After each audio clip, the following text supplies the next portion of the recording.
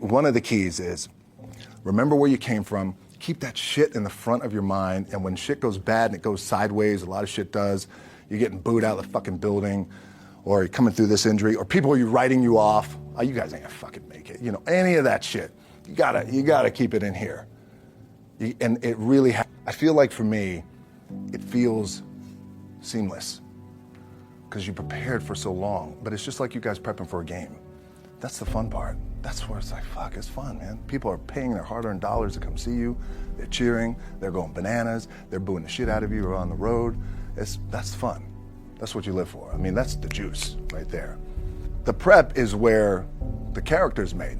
And I just don't mean the character I play, I mean the character in here. So for me, the prep is getting with the director, getting with the producers, getting with the writers, so in essence, it's like getting with all your coaches and your different position coaches and all the meetings that you have to have, right? So that's the work you put in. The key for me was, where does it start? What's the anchor? What's the anchor? So I could have all these ambitions and you guys have all these ambitions, which is great. It's important. I'll play this role, you'll play that role. I'll execute this thing and it'll come out this summer. You guys will execute this thing during the summer, right, when it's time to really put in a lot more work. But the key with me is just always finding what the anchor is. And the fucking anchor is getting up at 4 o'clock in the morning every day before anybody else and grounding my thought process is in the no one will outwork me. No one. I love and I respect you guys. You motherfuckers won't outwork me. All starts with this. 2 hands, putting in the work. The anchor for me has always been the work in terms of the weight room training. So when I first started wrestling, I was 6 years old, rolling on the mats with my dad. My old man, a lot of you guys will know this. Yeah, Rocky Johnson. My old man was Rocky Johnson. He was the first black WWF at that time. First black WWE tag team champions with Tony Atlas back in 1983. My uncles were wild Samoans. I come from a long line of pro wrestlers. But before the wrestling part happened, I was just in the gym putting in the work. At 6 years old, rolling around on the mats. And finally, when I could touch weights at 13, that's what I was doing. But the weight part for me and the gym part has always been, has to be the anchor. Look, at the end of the day, like again, it's the kind of stuff that I talked about at top is I have to hold on to my dad in his pickup truck came down 4 o'clock in the morning, picked me up in Miami from Tampa. We lived in a little shitty apartment in Tampa. He drove down in his little pickup truck to Miami to get me when I was cut from the CFL. I was driving up I-75. I don't know if you guys are from Florida, any of you guys, if you know, I-75 is like, especially down in Florida, Alligator Alley. I'll never forget it. It's 4 o'clock in the morning. And I thought, well, fuck. I leave home like you guys left home. I'm ready to tackle the world, get after it, achieve my dreams and goals. Fucking crushed by 22, 23 years old. Now I got to move back in with my mom and dad. I played on great teams though. Wait a second, this is not supposed to be my future. I'm supposed to be in the NFL right now. I'm supposed to be making a lot of coin and buying my parents shit, buying me shit, taking care of my wife, but it never happened. So I pulled out my wallet. I thought, well, let me see how much money I have. I opened it up. I had a 5, a 1, and change. I'm not fucking around, well, at least I rounded up to $7. But I thought, God, ain't this a bitch? I got $7 in my pocket. Where the fuck do I go now? What do I do? I can't go back to CFL because the point comes where you hear that voice, the big run's over. Like, you're done, right? So I heard that voice. So as Coach was saying, man, I hold on to that shit. I'm telling you, my back is up against this motherfucker. We laugh, we joke, we have a good time. Press is always fun to do. Sometimes you got to make it fun. That's another thing. You got to do your best to make press fun if you can. But my back is still up against this motherfucker. I do not forget it. What this also helps me do, and again, it works for me, is at some point, you got to be fucking tired of not being number one. You have to be, and you got to fucking play angry. And I play angry. Now, I'm cool and calm with my approach.